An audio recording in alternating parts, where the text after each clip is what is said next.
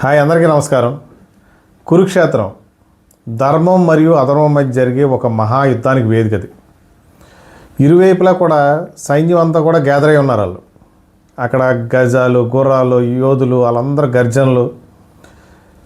దాని మధ్యలో ఎప్పుడెప్పుడు యుద్ధం ప్రారంభమవుతుందా అనేసి అందరూ కూడా వెయిట్ చేస్తున్నారు. అలాంటి టైంలోనే దుర్యోధనుడు ఆయన గురువుగారైన ద్రోణాచార్యుడి దగ్గరికి వెళ్ళి మొత్తం అంతా కూడా ఎక్స్ప్లెయిన్ చేస్తున్నాడు పాయింట్ బై పాయింట్. అందులో వచ్చిన శ్లోకం నెంబర్ 10. ఈ 10 యొక్క అర్థం ఏంటంటే, దుర్యోధను ఇలా చెప్తున్నాడు ఎవరితో? గురువుగారితో. ఓ గురువర్యా, మన సైన్యం అపారమైంది. ఎందుకంటే దాన్ని రక్షిస్తున్నవాడు భీష్ముడు, మహావీరుడు. భీష్ముడు ఉన్నంత వరకు మన సైన్యాన్ని ఓడించడం ఎవరికి సులభం కాదు. కానీ పాండవుల సైన్యం మాత్రం భీముడు రక్షిస్తున్నాడు. అది మన సైన్యంతో పోలిస్తే పరిమితమైనదే అనేసి దుర్యోధనుడు ఆయన గురువు గారైన ద్రోణాచార్యుడికి చెప్పాడు.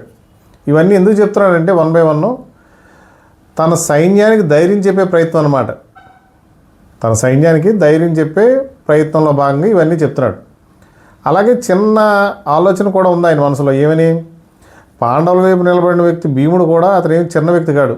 ఆయనకు కూడా చాలా అపారమైన శక్తి ఉంది, మహాయోధుడు ఆయన. ఇప్పుడు మనం ఒక ఇద్దరు క్యారెక్టర్స్ కూడా మాట్లాడుకుందాం. ఒక భీష్ముడు. భీష్ముడు ఎవరు అసలు? భీష్ముడు అసలు పేరు దేవపుత్రుడు. ఆయన పేరు, ఆయన ముందు పేరు, అసలు పేరు దేవపుత్రుడు. ఆయన ఎవరంటే హస్తినాపుర రాజు శంతనుడు మరియు గంగాదేవి యొక్క కుమారుడు. ఆయనకి ధైర్యం, జ్ఞానం, ధర్మం, త్యాగం ఇలాంటి 4 గుణాలు భీష్ముడిని మహాభారతంలో అత్యంత గౌరవనీయుడిగా నిలబెట్టేవి. ఇందులో ఇంకోటి ఆయన కోసం చెప్పుకోవాల్సింది ఏంటంటే భీష్మ ప్రతిజ్ఞ.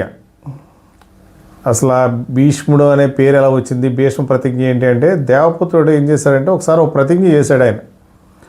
దాన్నే భీష్మ ప్రతిజ్ఞ అంటారు. ఆ ప్రతిజ్ఞ ఏంటంటే, అది జీవితాంతం నేను వివాహం చేసుకోను, హస్తినాపుర సింహాసనం మీద నాకు ఎటువంటి హక్కు కోరను అనేసి ఆయన ఒక ప్రతిజ్ఞ చేశాడు. దేనికోసం?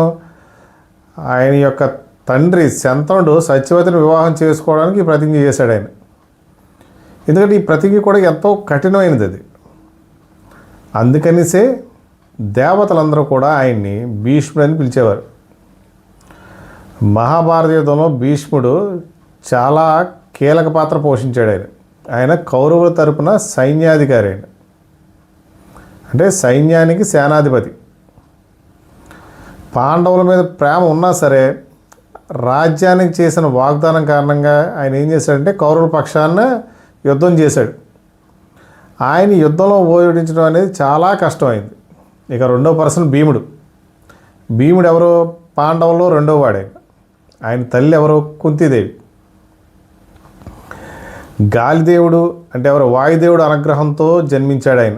అందుకే భీముడికి అసాధారణమైన శక్తి ఉంది ఆయనకి. భీముడు అంటే అపారమైన శరీర బలం, గదాయుధంలో నిపుణుడు ఆయన. అలాగే ధైర్యం కూడా చాలా ఎక్కువ. కుటుంబాన్ని కాపాడే స్వభావం కూడా ఆయనకి ఎక్కువ ఉంది. మహాభారతంలో భీముడు అత్యంత శక్తివంతమైన మహాయోధుడైన. ఇక మన ప్రజెంట్ జనరేషన్లోకి వద్దాం. ఈ శ్లోకం అంటే నేను అన్నీ కంటిన్యూ చెప్పుకుంటూ వస్తున్నాను. ఈ శ్లోకం అయినా భగవద్గీత అనేది కూడా కేవలం ఒక యుద్ధ కథ కాదు. ఇది మన నేటి జీవితానికి ఒక గొప్ప పాఠాన్ని కూడా చెప్తుంది. ఈ రోజుల్లో కూడా ఒక సంస్థలో, ఒక వ్యాపారంలో లేదా ఒక బృందంలో నాయకుడు తన టీంకి ఏంటంటే ముఖ్యమైన సలహాలు ఇచ్చే వ్యక్తిగా ఉండాలి. కొన్నిసార్లు నాయకుడికి కూడా డౌట్లు వస్తూ ఉంటాయి. కానీ తన బృందానికి ఎవరైతే తన టీం మెంబర్స్ ఉన్నారో వాళ్ళందరూ కూడా కాన్ఫిడెన్స్ క్రియేట్ చేయడానికి ముందు కాన్ఫిడెంట్గా ఉండాలి లీడర్ అనేవాడు.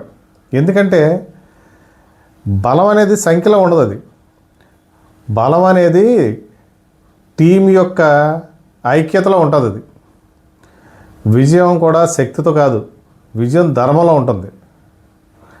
అంటే ముగింపు అంటే నేను చివరిగా చెప్పదలుచుకుంది ఏంటంటే, భగవద్గీత మనకేం చెప్తుందంటే, భగవద్గీత ఓన్లీ కేవలం యుద్ధ కథ కాదు, ప్రతి తరానికి మార్గదర్శకం. జీవితంలో కానీ, నాయకత్వంలో కానీ, నిర్ణయాల్లో కానీ మనకి దారి చూపించే ఒక మహాజ్ఞానం అది. మీరు మీ లైఫ్లో ఏ సందర్భంలో అయినా సరే కనెక్ట్ చేసుకోవచ్చు ఈ భగవద్గీతని. నేను చెప్పిన ఈ శ్లోకం మీ అందరికీ కూడా నచ్చితే సబ్స్క్రైబ్ చేసుకోండి, ఇంకా బాగా షేర్ చేయండి. Thank you.